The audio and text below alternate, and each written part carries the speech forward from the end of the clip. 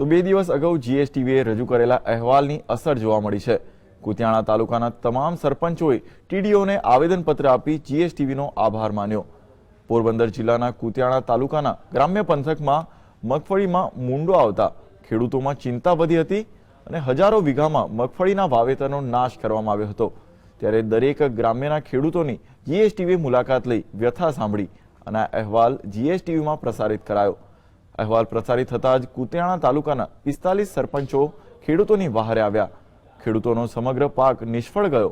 ખેડૂતોએ આ અંગે રજૂઆત કરવા છતાંય કોઈ સાંભળવા તૈયાર નહોતું, પરંતુ જીએસટીવીએ અહેવાલ પ્રસારિત કરતા ખેડૂતોના પ્રશ્નોને વાચા મળી। ખેડૂતોના પ્રશ્ન હોય કે શહેરની કોઈ પણ સમસ્યા હોય, હંમેશા જીએસટીવી લોકોના પ્રશ્નોને પાછા આપવા માટે અગ્રેસર રહ્યું છે। ત્યારે કુતિયાણા ગ્રામ્ય અને શહેરના ખેડૂતોએ જીએસટીવીનો આભાર વ્યક્ત કર્યો હતો।